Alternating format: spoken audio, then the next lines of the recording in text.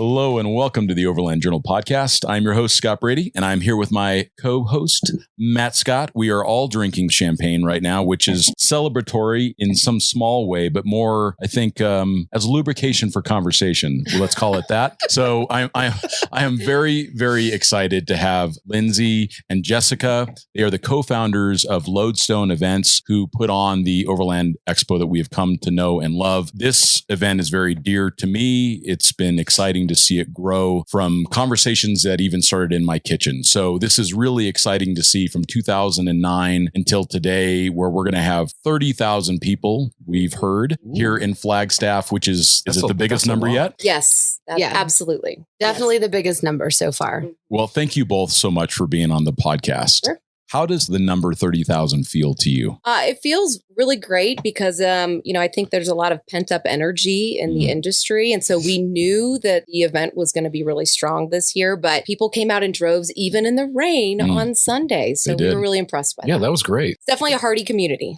Yeah, I think it's cool. Definitely cool. I went to my first Overland Expo when I was 21 and I was not drinking champagne in an Earth Roamer then. I was drinking PBR and whatever Scott had me sleeping in. So, nice. Some version of a trailer or a roof tent. Exactly. Yeah, probably something like that. I mean, it wasn't bad. It was great. It was cool. I was 21. Every day's a good day. Every day's a good day. We've all grown up. Yeah. But we still had PBR on Friday. So. Oh, yeah. I've got a fridge full of it. Uh-huh. Yeah. Just in case. The apple does not fall far from the tree. Champagne budget, beer taste. Yes. Good. I like that. See what I did there. Thanks to this week's sponsor, GCI Outdoor. Whether you're heading out for a weekend of adventure in the woods or to your backyard fire pit, GCI Outdoor gear is ready for whatever you have planned. GCI Outdoor has been around for 25 years, so they know what they're doing when it comes to the best in portable recreation gear. GCI has innovative products ranging from outdoor rockers to complete camp kitchens and everything in between. And with a limited lifetime warranty, you know they stand behind everything they make. GCI outdoor gear is comfortable, durable, and built for adventures, big and small. Try them out for yourself. Head over to their website at gcioutdoor.com and save 10% off your first purchase when you sign up for their email list. Thanks again, GCI. Well, I think, the attendance is an absolutely fantastic, it's a great judge of what Overland Expo has become, and is definitely representative of the foundation that Roseanne and Jonathan kind of set forth for the brand. So, but on top of that, the industry support here this weekend between the media that's here and then the, over 400 brands that are here to, sell product and introduce new product and to engage with the community is really fantastic. Yeah. Well, and for me, one of the foundations of the event that I've always been so proud to be associated with is the way that you help to inspire and educate new folks to the overlanding space. And it looks like that has remained a priority for you and your team. Can you talk a little bit about how you view that part of the event and maybe even how you intend to grow that more in the future? Sure. They're sisters, by the way. So this is going to be very entertaining. We finishing each other's sentences. We share the same brain. So we can both answer these questions, but Matt and I still hope we would get a brain at some point. Yeah, I don't really have one. Maybe you will after a glass of champagne. Sparkling wine does help. We'll think we do. Yes. So we were really impressed. We teach some Overland foundational classes here, and we're really impressed with the attendance in those classes. So many newcomers to the hobby, and we feel a duty really to help to train those people to overland responsibly and to learn the basics responsibly and to know what they need and what they don't need, and to know that they can find all those items here at Overland Expo. So we had an event on Friday night, a foundation raffle. We asked everyone, hundreds of people at this raffle, asked everyone, who here, is this your first Overland Expo? Yeah. Nearly 85-90% of the people raised their hand. And we were amazed to see that many newcomers to the show. That's so fantastic from like the industry side. Like I'm media and an exhibitor here. This is how people get into it. This is how, we talk to so many people. I'm going to Overland Expo to learn about overlanding. I want to check that out. It's kind of the entry point, I feel, for this hobby, for this passion. I think it's hugely important, and so happy to see it back. So happy to see that you guys survived and that now you're thriving. I mean, 30,000 people is awesome. Yeah, that is. Well, and we introduced a new show this year in Colorado, the Mountain West event, and we had over 17,000 attendees there for a first year. Was fantastic. I was impressed by that. The event, one of the things I really liked about it, it was very very easy to get around vendors. It was the way that the whole event was laid out, I thought was very efficient to get around. I also liked the fact that there was a little bit of difference in elevation. So you could kind of get up towards that big building and just get a sense of the scale and the space that was there. So I really enjoyed that event. I think you're going to do well with that, especially with the proximity to Denver. Yeah. Well, and the same thing at our foundation event on Friday night, we had,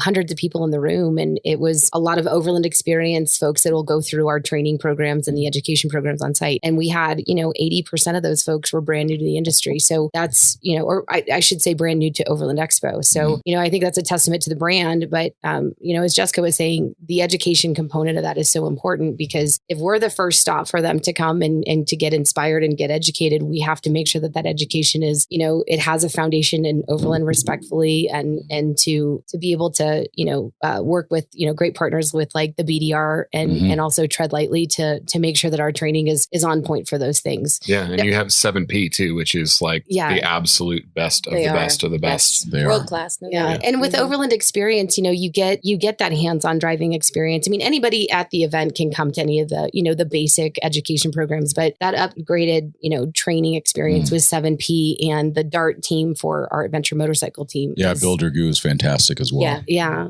We're very, very fortunate to have a very great group. And again, it's a foundation that, Jonathan and Roseanne and really the Overland community has, it's a great opportunity for us, because it was a foundation that was set before we. Yeah. They were very passionate about making sure that training component was there, that environmental consideration. As the industry grows, what we're going to see more and more is these ancillary industries wanting to get involved with this rapidly growing segment. And oftentimes there can be some challenges with that. Side-by-sides come to mind, where it doesn't mean that there's anything wrong with a side-by-side, but it is a different form of travel. And if we bring them in through that process of training, tread lightly, understanding that there are speed limits on trails and things like that, then I think it can be successful. But what we want to be really mindful of is when we do integrate ancillary communities, that they come in through that process of training and awareness and understanding that we're a guest on public lands and that we're a guest in foreign countries. And we have to come into it from the mindset of minimizing our impact on communities, on individuals, on trails, for example. And that's one thing that's really important, I think, with 7P is that they understand that impact. And they know that they can recommend people, look, don't have groups over 3 to 5, because it ends up expanding campsites and we get trails closed down. And so we're starting to see that good communication happening, which is so important. Well, and I think, we're also reaching out across, different lines of communication to, embrace the outdoor community, because the majority of where we're finding our growth in people that are coming to the space are folks that are not Overland curious, but they're backpackers or they're hikers or they're mountain bikers. And we see so much growth from mountain bikers and climbers and that kind of stuff. Fly fishermen. They may not identify as an overlander, but they have the Tacoma with the bumper and the mat tracks and the roof rack. Adventures. Yeah. It's their base camp to go a little bit further. And I think it's been cool to kind of see that integrated into the event as well. I mean, and we share a foundation with, the outdoor recreation communities. And I think, in the public land debate, there's room for everyone on, public land. And it's an opportunity for all of us to get out and see how beautiful this country is. And we're so incredibly, it's just amazing what this country can provide to us. And I mean, it's just an amazing country. It really is. And there's so much to see. And this really facilitates that. And then we were so fortunate in one way with the pandemic is that it encouraged so many people to get out. Yes. And I think that that's why you're seeing this big boost in attendees, is that so many people did go buy a Sprinter van, or they did put a roof tent on their Forerunner, and they went out and they socially distanced by going to some beautiful place. And now they realize that this is something that they really enjoy. So it's exciting to see this not only continued adoption, which we expected, but we've seen this almost turbocharging of the industry because of what has happened over the last year. There's like so many sprinters now. It's absolutely crazy. Yeah, it is crazy. I just got married in Telluride and Scott was there and it was like sprinter. Yeah. Yeah. I mean, it is amazing. I even saw like a sticker on the Tacoma that was like one less sprinter. I think Sinway has one on his Range Rover, on his GS or something too. Yeah. And I know Overland Expo has traditionally been more of like a vehicle-based adventure community, but we're trying to be more welcoming to the sprinter van community as well. Sure. So, they make so much sense, right? Absolutely. And they can be built very capable. We have several vendors here at this show that are building more capable vehicles, stronger vans that are able to go deeper into the backcountry. And that's certainly one of the foundations of overlanding is getting remote. Yeah. Yes. Yeah. Sure. Again, going back to like the industry support here, even this weekend at Overland Expo, the amount of product, the new product and the innovation that's gone into those products is really incredible. I mean, there is so much more accessibility to all of these vehicles across the board and so many different varieties of products that are out there today. And just bringing modern conveniences to your camping adventure. Pretty incredible. As we sit here in an Earth Roamer. Right. Drinking champagne. Exactly. Yeah, this is a very rough day at Overland Expo. Another question that comes to mind for me, now that you two have spent several years managing these events, I've really seen your experience running events kind of permeate the processes of Overland Expo. It's definitely handled the increased crowd size because of all of your experiences with that. But what have you two learned about overlanding? Like what's the standout realizations that you've had that are maybe different from the events that you ran before? What's different about this community? The community is so different. All the communities we've worked with have been wonderful in their own ways, but this community is so kind. They want to talk to each other. They want to swap fab techniques. They want to inspire each other. And we have loved getting to know so many of like the instructors and the presenters that have been a part of this community for so many years. That's been such a treat to get to know these wonderful people that are part of the community. And I think, the products and the people in the industry, the community, it's the authenticity of all the brands that are here and the people that are here. I mean, there's a resounding underlying current of authenticity with everything that is presented here at Overland Expo. And I have to also, I've got to get a shout out to the Overland Expo, like OG team, those folks like, Eva Rupert, Nazir Neal, and, Allison DeLapp, Anthony, all of those folks. They are wonderful humans. Salt of the earth, wonderful humans. people. Yeah. Yes. And they all had these incredible hidden talents. They were doing things for Overland Expo, but over the last 2 years, we found new hidden talents in all of them. And we've tried to put them on a pedestal to bring those talents out. And they are just shining this year. They really are. And I think, we obviously had some hard times during COVID-19 because of the events completely being shut down. So that has been a challenge for us. But our team stayed together. The group is very strong. We're stronger now than we ever have been. But, Lodestone is currently bringing on, a ton of support people. But, the original team are kind of our brand ambassadors, our leaders, and how we move the company forward. And the rest of the team has now been brought in to basically manage the like real logistics that have to go behind, producing like a world-class event. And so they're basically the infrastructure that's been needed to really support the authenticity of the brand and the growth of the industry for sure. Right. But those are, the original team that was a part of the founding of Overland Expo, including 7P and Roseanne and Jonathan still are very active with us and right with us. And, those folks are leading the charge in how we are developing and moving forward. I think it's cool how that core team is still here. And I think like the worry when, you hear Overland Expo got sold is like, what's going to happen? What's going to happen to the community? Like, guys, there was so much institutional knowledge with that team.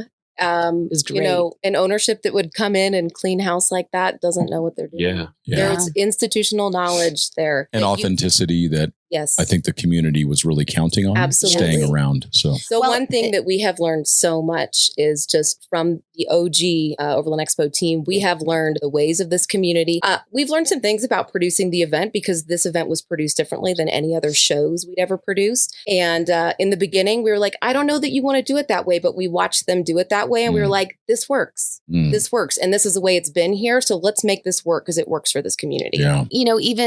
Jessica was talking about new talents with the team. team, right? So like many new talents. So we founded the Overland Expo Foundation, which the raffle used to go to Consa Ventures, which was Roseanne and Jonathan's foundation. And so we founded the foundation, and we've now named Allison DeLapp as our executive director. So she's going to stay on board with us and really develop all of our causes, all of our, strategic direction for the foundation, and all the different Overland inspirational, stories that we can fund, and then also different organizations that we can fund to help their causes, like the BDR and Tread Lightly and clean up projects coast to coast. And what do you see as some of the needs within the community? What are the things that are being underserved that we should all be mindful of doing a better job of, in your mind? I think protecting public lands and motorized access to public lands, responsible use of public lands. I think, in the foundation, it is going to have a great opportunity to kind of, again, reach across those different, organizations like the outdoor recreation communities. So that we can work together and we can all, use our public lands, accessibly. The other thing I think that the foundation is going to be great at is actually supporting overlanders in very diverse, categories. And I think that, we'd love to see, more cultural initiatives. Yeah, it's necessary. Across the board. So, the foundation is going to fund great overlanding communities across the entire, internationally and across the United States that, maybe we're highlighting some people that need to be highlighted in the community. No, that's wonderful. How do people get involved with the organization, with your not-for-profit? So people can apply for funding on our website, overlandexpofoundation.org. Allison DeLapp, she and the board of directors, Lindsay and I are on the board. Anthony Sicola is also on the board of directors. We review causes that have applied, and we allocate funds throughout the year. So we're in the process right now of allocating funds to different organizations and projects. There are 501c3s, and then there are also just individuals as well. We also this year launched a scholarship program, where folks can apply to come to Overland Expo to basically get a complimentary Overland experience package. So let's say you're just starting in the community and you want to come here and get trained, get outfitted, get inspired. You can apply for the scholarship, put you through the program. Our editors will follow you through the program, and we'll make sure that your causes and what you're working on also get some notoriety across all of our channels. And then how would a company get involved to help as well, to maybe help sponsor? We are developing that, and we will let everyone know in 2022, hopefully in January. Cool. Yeah. Awesome. First step this year was to really get this thing launched, do some fundraising, which we have done a tremendous job of this year, just using the events as a stepping stone for that. And then next year is finding a new way to get industry involved. We also built two ultimate builds this year. One was with Honda on an Africa Twin. That was our ultimate motorcycle build. And then also one with Toyota on a Toyota 4Runner. Both builds are debuted at our Mountain West event, which was absolutely fantastic. Great. Yeah, they look great. We had great participation from the community and from the industry. And then those are going to be raffled off with... Not raffled. Auctioned off at the end of the year, probably around the 1st of November.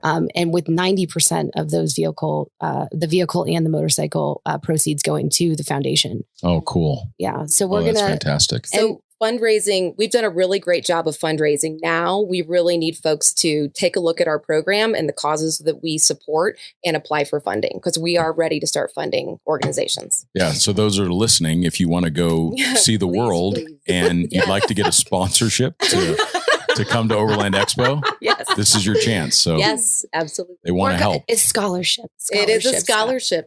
Yeah, I love it. I love it. Speaking of scholarship, I think Matt needs some more champagne. Champagne. It's time. Scholarship. Don't threaten me with a good time. The Overland Foundation will support you in that pour.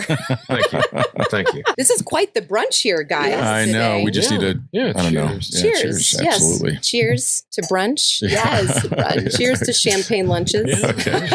There's a couple other things that come to mind for me is how do you see the event growing in the ways that you want to share? I mean, we now have 3 events in the country. They're all very well attended. What do you see as being the future, or what are the next steps? What can people look forward to with the event going forward? Well, we are looking at an additional location. It would be in a location that's definitely farther off the grid than our current 3 locations. So we can't tell you exactly what that is yet. Sure. We haven't finalized those details, but we're hoping that's going to be announced for 2022. But it's definitely a region of the country that is like coveted. We all of our fans, the industry is telling us this is where we need to go next. Yeah. Pacific Northwest. perfect. asking us, they're begging us to go to this region of the country. For sure. So we're looking at that type of expansion, and obviously we want to grow the education components of all the events. Flagstaff is, as much as we have great attendance here, we're kind of out of space here. So this is. I mean, you were limited by parking, at this event, right? We're like limited by you a couldn't lot of things get enough shuttle space and everything. So it's a challenge here. We love this area. We love this place because it's so beautiful, and it really lends itself to a beautiful backdrop for Overland Expo. Well, do you think it'll stay in Arizona? Or are we thinking staying in the Southwest? Ideally, we would love for this event to stay here to continue to find ways to manage audience with off-site opportunities. Okay. I mean, honestly, our problem right now is that, as you guys know, the industry is so strong and the demand is so high that the events have gotten really large. And so trying to find spaces that can manage an event of this companies are bigger size. too. I mean, I remember when we first started coming over on Expo, everybody was camping. Yes. But now it's a work thing. Like, I can't have my staff camping here and working 12-hour days and then being wrecked. Like, you have to have that infrastructure. And I could see it though. There's only so many rooms. Flag only has so much space. Right. Well, and what was interesting is one of the last times that we talked, you said you hoped that the Mountain West was going to take some pressure off of Overland Expo West. But we created a new pressure. You just had 30,000 people show up. I know. It's crazy, but it's good growth, It's good growth, but thank goodness we added the Colorado event, because imagine what it would have been like here. But, adding Colorado helped us to draw in some of those Pacific Northwest companies that can't come all the way to Arizona. Sure. So it was kind of a halfway point for them to be a part of the show. But then, the events have gotten so big that our challenge is finding venues that can accommodate an event of our size, but that still have the character that like a Fort Tuthill has in the beautiful pine forest and the mountains. It's difficult. It is. It's very complicated. Yeah, you don't want to do it at like an NFL stadium or something. Well, right? exactly. Like, but those places are perfect to holding events, but not these types of events. It'll definitely be a change of character for sure. Yes. But you are going to see some changes just in, the education components. And, one of the things we want to do across the board is to create very diversified education components, maybe even some more B2B programming. Obviously, there's a lot of folks here that already attend, that a lot of industry that obviously already attends from a booth space perspective. But we also have a lot of retailers that attend, a lot of buyers that attend to, research products and see what's happening on the industry. So, part of the education component this year was a panel each show on alternative energies, and just talking about like the future of overlanding and how is electrification going to change the game. And, we have some new technologies with propane generators with ALP. And so it's really interesting to see, the different panelists and what they bring to the table. And, solar is just not the only game in town anymore. So there's a lot of different other things. We're interested to see what hydrogen's going to do. This weekend we have, Mercedes here, Volvo here, we have Honda here, we have, all the folks from Rivian showed up. And so that's cool. There's just a lot of conversation going around about it. So I think it's important for our audiences also to be very educated in how people are developing that technology. And for the most part, this community is very open to new technology. Yes. I mean, a lot of people in the industry are technologists. These are people that are working remotely. They're digi workers. They already see technology as a part of their daily life. I mean, there's certainly Luddites, like myself, maybe in some ways, but I like my V8. Yeah, it's not only a V8, it's supercharged V8. And hey, the thing is like, that's not going anywhere, right? We all know that. For so, sure. It's not going anywhere. It's going to change and develop, but like technology, it's just going to continue to move the needle. And it will. And I think we just, I think that to be at the forefront of that technology and to provide programming for it is important. Yeah. And it'll facilitate people spending more time in the backcountry. Like Starlink is a great example of that. Yes. And the ability for people to work remotely, broadband internet from pretty much anywhere. And of course, that's where the education is so important. How do we minimize the impact to these really remote and beautiful places? So now the next question I have is something that I've noticed in the two of you is a very strong leadership, not only amongst yourselves, but with you and your team and in the industry. You both have been very active in being leaders for overlanding in ancillary markets like SEMA, Outdoor Retailer, and other spaces. Talk a little bit about your values in leadership and talk about the things that you two have learned as leaders in this space. Oh boy. Well, there's a lot of things. Or we could just talk about you two being sisters. Yes. And there was somebody spiked somebody's shampoo with Nair, if I remember correctly. my goodness, don't tell that story, Scott. That is a lie. I mean, she did throw a spoon in my head. I think that actually happened to She you. did throw pepper in my hair. It explains so much. Oh my gosh. I think I have a bruise still on no, it's like a gash in my forehead. I had to have like real surgery because she threw a spoon at me. I ruined her modeling career. What can I say? That's terrible. Oh, yeah. Sorry, you had to become an event producer instead. I'm going to blame my hair situation on my sister putting Nair in my shampoo. Yes, So, you but should. I have Yeah, she got that's my back only to you. excuse. Yes, she got back at you. She did. I think, leadership, right? I wouldn't say that we're the most fantastic leaders and that we have like some like 10-step program that, that we could sit and talk about, right? I think Jessica hit on it earlier.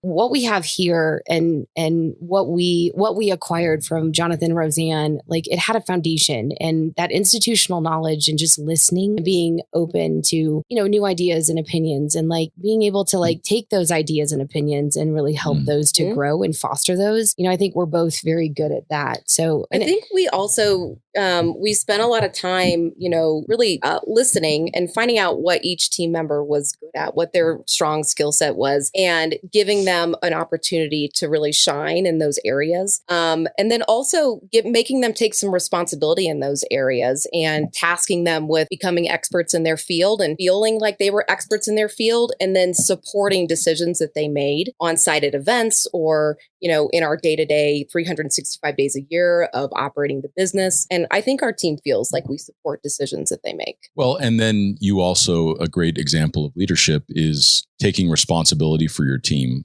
COVID hits. Absolutely. Your revenue essentially stops, and then you make the decision to not pay yourselves and pay your people. Yeah. And those are the kinds of things that I've heard about the character of you two that I think our industry needs going forward. We need to make that important. You're going to make us say the dirty P word, and it's the word pivot. You're going to make us say that word. Just don't say synergy. So everyone, no, we won't say that. If you guys, honestly, if you or want, collab. If we ever have to say the word pivot again after this interview. So there's actually a great scene from Friends when they're carrying this like couch up this stairway, and like Ross and Rachel, and I can't remember all the characters that are in it, but they're like carrying this couch and they're trying to get it up around this stairway that curves. Yes. And they're like, pivot, and Ross is like, pivot, and Rachel goes, we can't pivot anymore. And You've done all the pivoting. We're done, right? That was our life in 2020. And I feel like the staff was like that. But at the same time, I mean, when you take an event team, right? And it's an event team, right? We have Eva Rupert, who's a food and beverage manager. Mm-hmm. We have Azure O'Neill, who is like logistics, like moving shuttles and like placing operations queen. And, operations queen. And then you have, Anthony, who he's the director of sales for Overland Expo.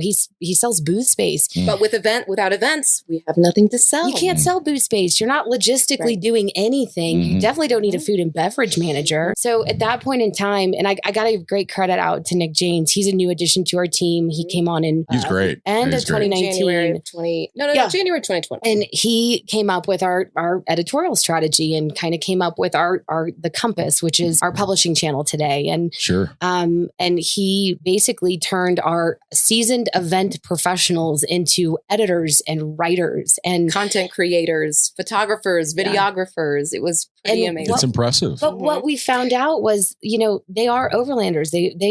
This is what they do. And so, like social distancing, it's what they do, Right. So we got this. Yeah. They're like, oh, hey, we got this. So our food and bev manager became our motorcycle ambassador. And, Azure went from a logistics manager to our director of programming and programmed all of our virtual events. And Anthony, he's a fantastic writer and he's so inspirational in the way that he tells stories. So, all of these folks became extremely important to a pivot, but at the end of it, what we ended up with was, this absolutely fantastic group of folks. And on top of that, our virtual strategy, we had 36,000 people attend our virtual education that had never visited overlandexpo.com before. So we knew that those people were there. They're craving education. And our people, like the team, they were amazing in the way that they were able to do that. Everything with those virtual events was kept in-house with our core team of professionals. Yeah. They produced all of that. No, I'm not kidding you. There was a lot of crying. Yeah. I mean, the day that Did we you pivot announced away it, from the crying? Well, we tried, did, and then but we there was cried some again. crying, And more then we crying. pivoted. Pivot to crying. And I think that in the beginning, they thought we were crazy. They really did think we were crazy, but then they were like, this makes sense. Working. And today we have basically diversified our portfolio and made Sure. ourselves more valuable to the community as No well. question. Yeah. Hey, you found other ways to tell these great stories that Yes. you have been telling in person. Yes. Now you're able to tell it through video, and Yeah. Mhm. Eva's done an amazing job with that, and Mhm. Yes. the rest of your team, and and your editorial is fantastic, and Yes. and people are following that, which is Yeah. I think so important. And we are going to be launching in 2022. It'll be a pretty interesting educational, virtual education and video strategy. So look forward to that rolling out. We also launched a program called Why We Roam this year, which is a video, a compilation video of like all of our community ambassadors. And it highlights great overlanders in the community. Not necessarily our team, but like just folks that are doing really great things, in the community. We're going to take a brief break, and we will be right back. This week's episode is supported in part by iCamper. They make innovative hard shell and soft-sided roof tents that are designed to survive long-term overland use. Their revolutionary X cover won the Overland Journal Editor's Choice Award, eliminating the bulky PVC cover and also allowing for the fitment of crossbars for carrying bikes and kayaks. Their Skycamp Mini is another award-winning design that provides a hard shell tent in the footprint of a much smaller clamshell model. This is the perfect solution for smaller vehicles or on vehicles where rack space is dedicated to other systems. iCamper believes that the best times are those spent traveling, discovering the world with those you love most. You can find out more about their quality tents at iCamper.com. So, Very cool. Yes.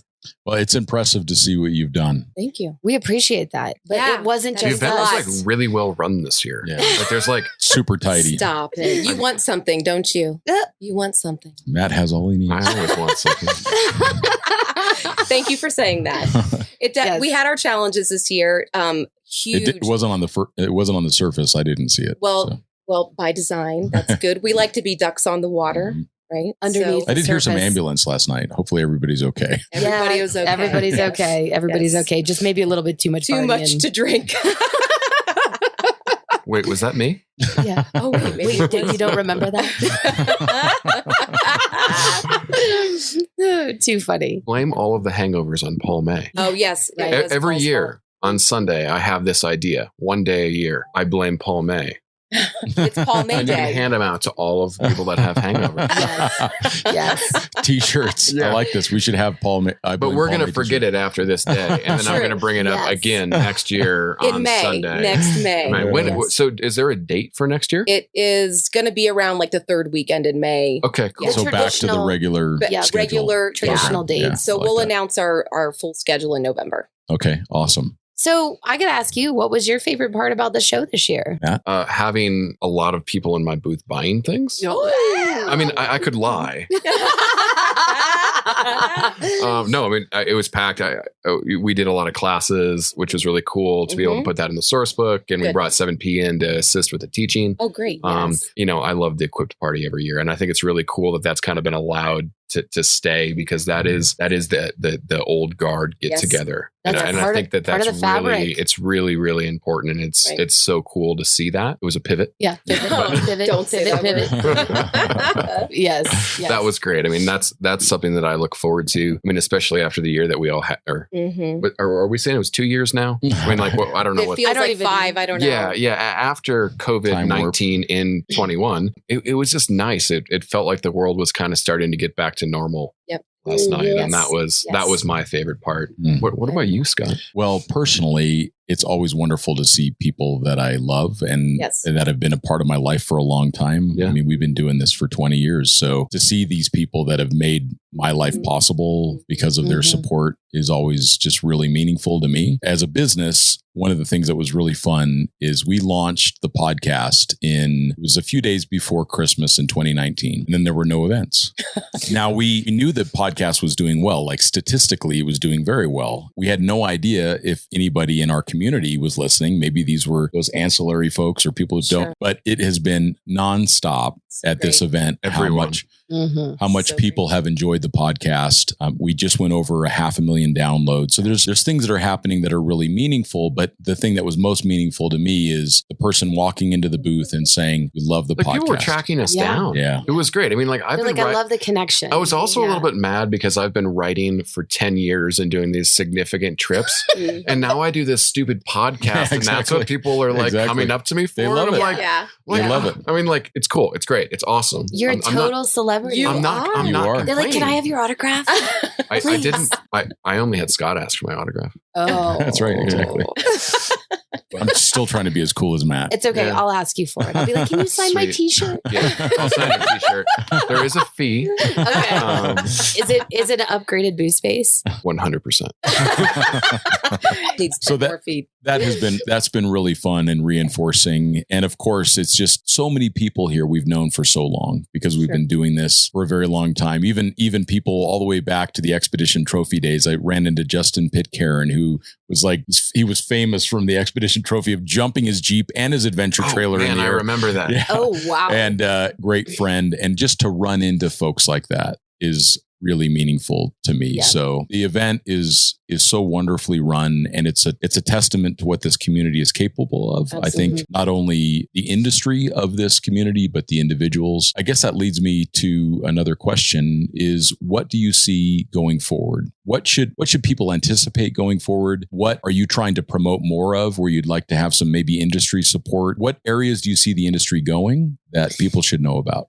Well, I definitely I'm very passionate about this. So I serve on a couple of different boards. One is the SEMA Board of Directors is something that I took on this June. Congratulations for that, by the way. Thank you. I appreciate your endorsement too. Of course. Thank you, Scott. So I also serve on the Off-Road Business Association. We're very active with Tread Lightly. And, one of the things that obviously, in 2020, we had so many people get out and start recreating. And again, it goes back to education. Folks, when they're out there, they really do have to recreate responsibly because it's really important. There's so many people on the trails now, right? So many. Yes. Yeah. I mean, and I think that foundation of education is really important, but also, as people that promote products in this industry, Overland Expo is a place where you can come and get geared up, right? Mm-hmm. But all of the people that participate in this event or any event, whether you're going to an off-road event or you're going to an expo to sell, whatever it is, but if you create a product in this industry, you have an obligation. You really do, to create some kind of messaging around recreating responsibly, because at the end of the day, we don't have an industry. It's like what happened with rock crawling, right? Is it was a huge thing. Then all the places started getting closed because people weren't recreating responsibly. Yes. And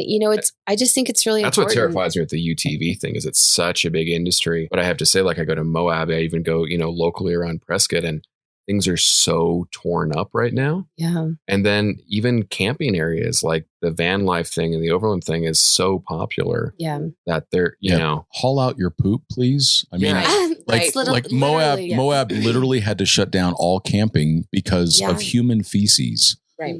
If we cannot be adult enough to haul out our own poop. Right. Yeah. Then do we really deserve to be in the backcountry? Well, and I know it's basic, right? I know it's basic. It is an education thing, but there's so many people that are new to this, and there's so many people that are in the pandemic left the cities. Yes. I mean, I talked to so many people today. They worked for Google or they worked for Facebook or they worked for whatever. They had never camped or done anything before. Wow. So they go to Moab and they think, I'm in the middle of nowhere. And it's like, no, you're not. Like there's going to be thousands of people that drive down that trail each day. Right. And if each one of them does, goes a little bit wider on the trail or something, you end up with highways. Yes. And then they're closed. And then they're closed, right? Yeah. And then we don't have, if we don't have the places for people to recreate, we don't, as an industry, have, the ability to sell products to those people. We saw that with rock crawling. We've already seen it. We've already been through it. There has to be that responsible voice. Like I've always advocated and say in the podcast, we need to work with the Forest Service. We need to work with BLM to ensure that there are areas for overlanders to go. Yeah. Because right now it's just, we're running on like a 1970s management plan or something, right? I'm not saying that's the actual case, but it sure seems like it. But there are, and I got to give credit where credit's due. I mean, there are places in this country that should not be motorized recreation. I mean, it just is what it is. Yeah, that's why we have wilderness areas. That's right. And there's a place for that. And again, this public land debate, like we can all recreate responsibly and we can all be in this public land debate and we can use our public lands. But, I do think that, if you serve a product up to this industry, we as, industry leaders in this community, we really have to take the stance of protecting our right to recreate. But a lot of that is us educating the community. And so starting a movement of,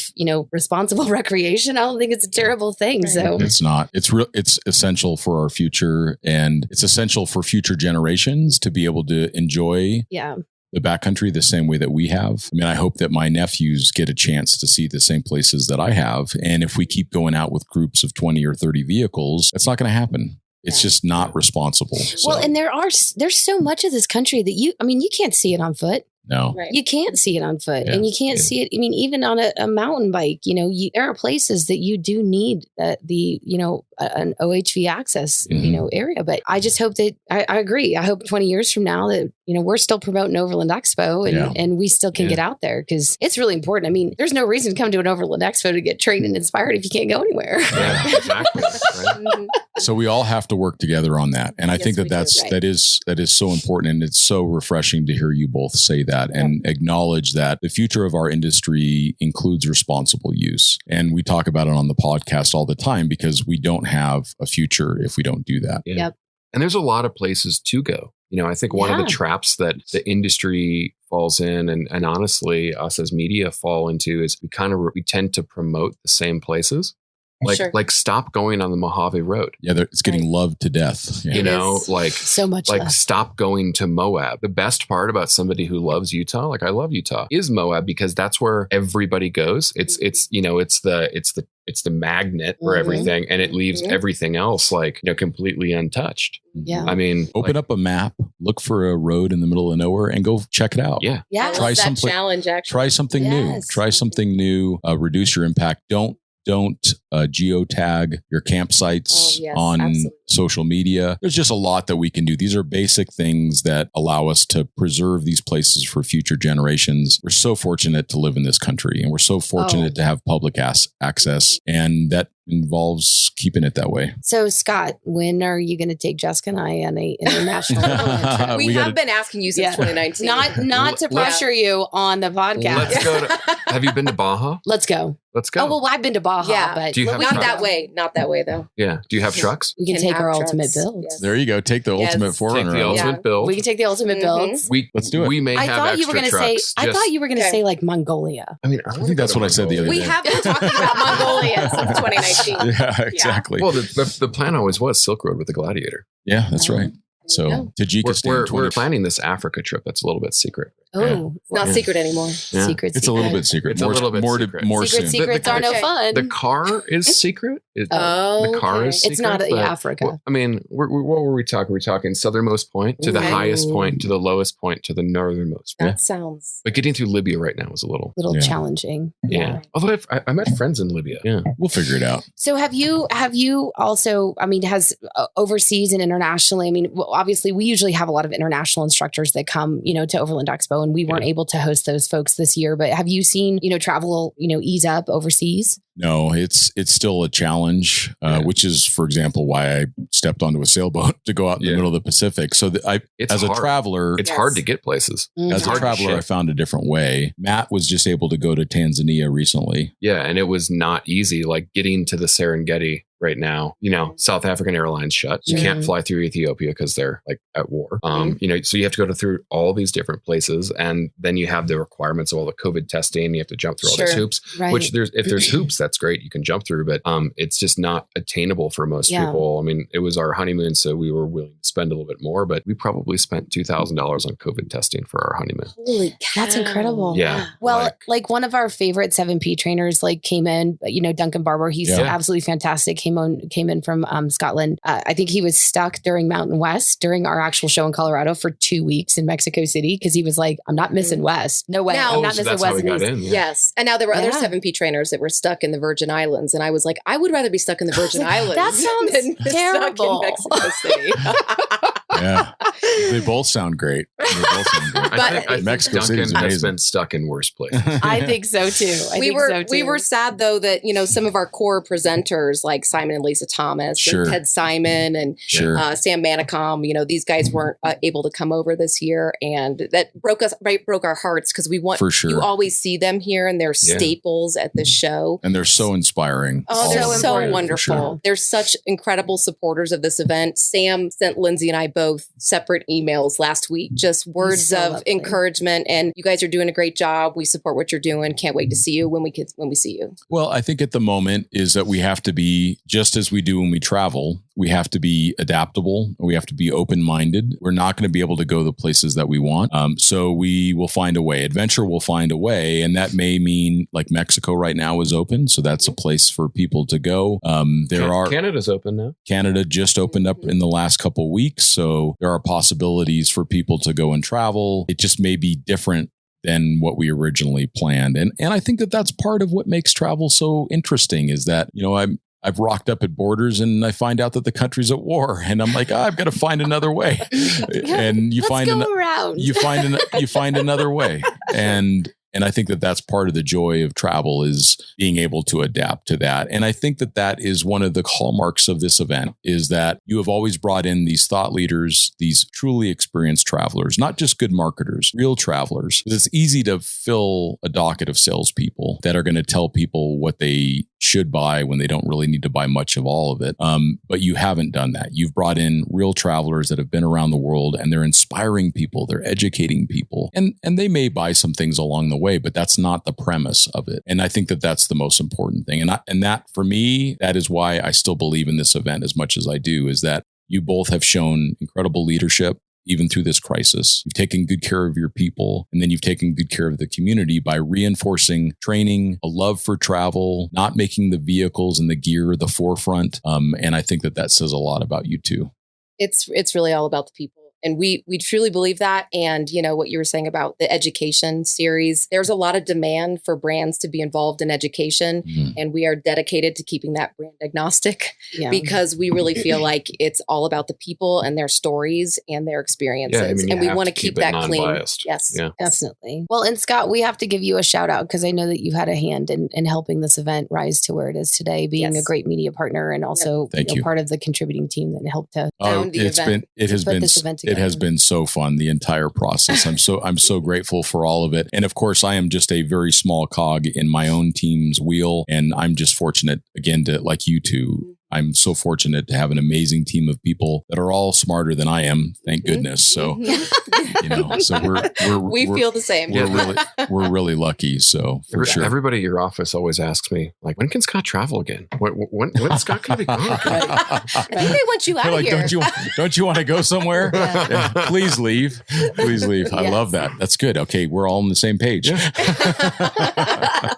Oh, that's so good. Well, it's really interesting because last year when we weren't traveling as much, we used to be on the road every other week. And, we got to give a shout out to our husbands because we were home all year last year. Yeah. And they have never had us around this much. Oh, wow. And they were like, wow. That's a lot of time together. It's a lot of togetherness. A lot of togetherness.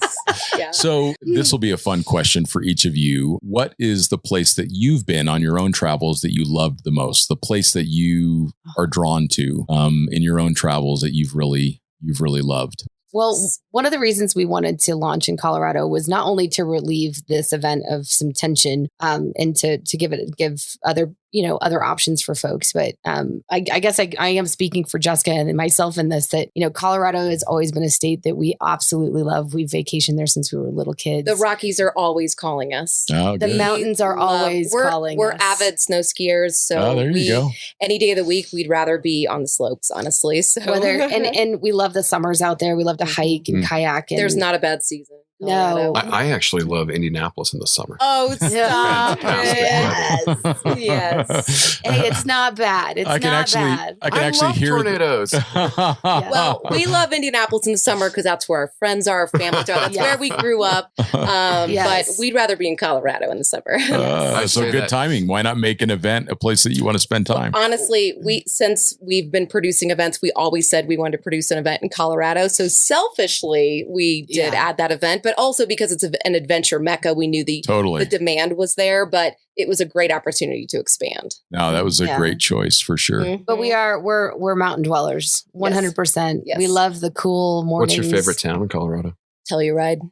Used to live there. You did? Yeah, Ridgeway. Stop. No way. Yeah. You were just there a couple of weeks ago. Yeah, that's where I just got married there. Oh, my gosh. You did? Alta Lakes. It was amazing. Alta Lakes, yeah. I'll tell you what, my husband and I have been looking at places in Ouray. Yeah. I friggin' love My father-in-law grew up in Ouray. Oh my gosh. I love it there. Yeah. She has family that just on her husband's side, they just bought a place in Leadville. Oh, right on. Yeah, Awesome. Leadville, Colorado. And so we spent some time out there right after Mountain West. We actually went out for about 2 weeks and spent some time there. So. Lindsay took her mother-in-law out in our Ultimate Forerunner, and my she was mother-in-law, like, oh my amazed. gosh. I mean, that went okay. This is an 80-year-old woman, and she literally could not stop taking pictures. Yes. I mean, she was like, now that's normal. That's she cool. does love to take pictures. She does love to take that's pictures. good. Yes. But I'll tell you what, she was like, put me in that Forerunner, lady. Let's go. Loved it. And she brought some chocolate chip cookies with her too. That's right. Sure. That's fantastic. She's the cookie maker, man. Yes. Like we lived on cookies for like 3 days. Oh, that's amazing. Is there anything that you two would like to share with our audience before we ask how they can find out more information about the event? I just want to say thank you. Yes. Thank you to everyone. Thank you this weekend for everyone's patience. We had tremendous walk up at this event that we weren't even expecting. Mm-hmm. And there was a lot of folks that had a lot of patience with us with the shuttle buses, and we appreciate that more than you know. We are working diligently behind the scenes to add more shuttle buses and get people into the events faster and create better experiences around pretty much for every event that we're producing. So we just appreciate the fans. We appreciate the community, our followers.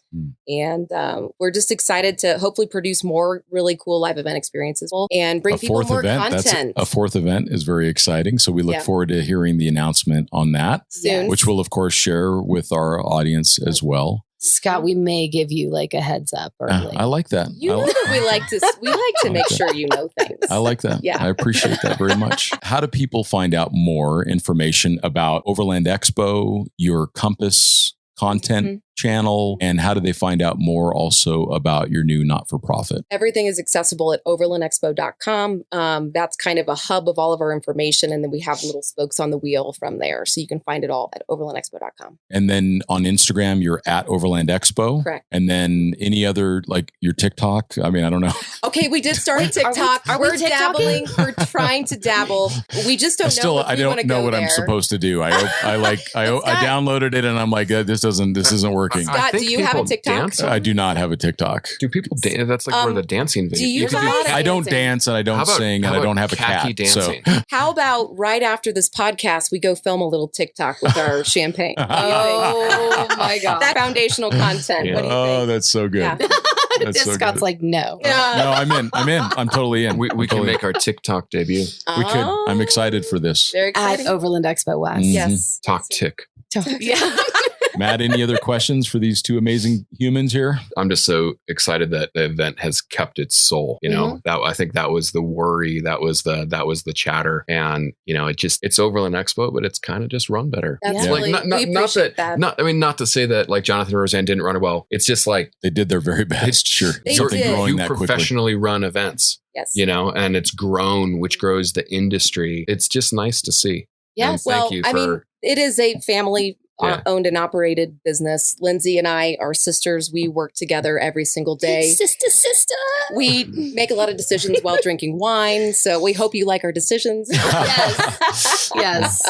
But yeah, and I think the team enjoys the fact that, their voices are heard. They can throw up a crazy idea and we're like, well, I don't know. You want to throw some money at that, see if it works? We throw things at the wall to see if they stick all the time. All the pivots. Oh, the you had to pivots. say it again.